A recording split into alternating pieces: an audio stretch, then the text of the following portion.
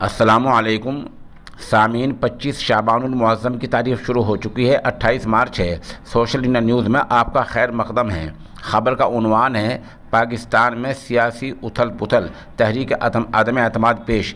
اس بیچ وہاں کے پنجاب کے وزیر اعلیٰ عثمان بزدار نے اپنے عہدے سے استعفیٰ دے دیا ہے۔ مزید کیا ہوا ہے، حافظ عزیز احمد کی زبانی سن لیں۔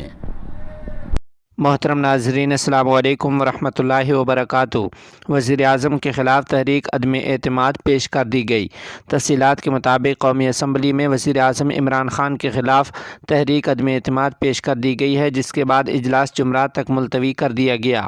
قومی اسمبلی اجلاس کی صدارت ڈپٹی اسپیکر قاسم سوری نے کی۔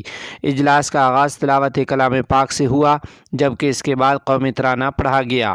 وزیر اعظم عمران خان کے خلاف تحریک عدم اعتماد پیش کر دی گئی ہے۔ اپوزیشن لیڈر میاں شہباز شریف نے قرارداد پڑھی۔ تحریک عدم اعتماد پر ارکان کی گنتی کی گئی۔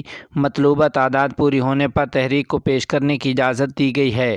تحریک پیش کرنے پر ایوان میں اپوزیشن کے ارکان نے ڈسک بجائے اور نعرے لگائے۔ قومی اسمبلی میں خطاب کرتے ہوئے شہباز شریف کا کہنا تھا کہ 26ویں ترمیم کا بل پیش کرنا مناسب نہیں۔ تحریک پیش ہونے کے بعد ڈپٹی اسپیکر قومی اسمبلی قاسم سوری نے اجلاس 31 مارچ بروز جمعرات شام 4 بجے تک ملتوی کر دیا ہے۔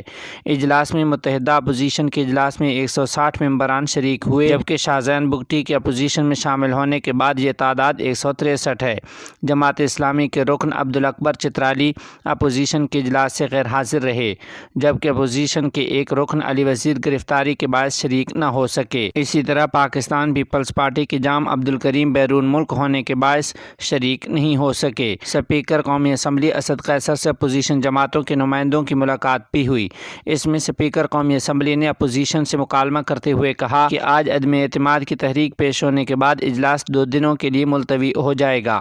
ملاقات میں اتفاق کیا گیا کہ 2 روز وقفے کے بعد اجلاس میں عدم اعتماد پر بحث ہوگی۔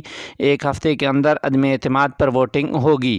اسپیکر کی جانب سے اپوزیشن کو آئین کے مطابق اجلاس چلانے کی یقین دہانی بھی کروائی گئی ہے۔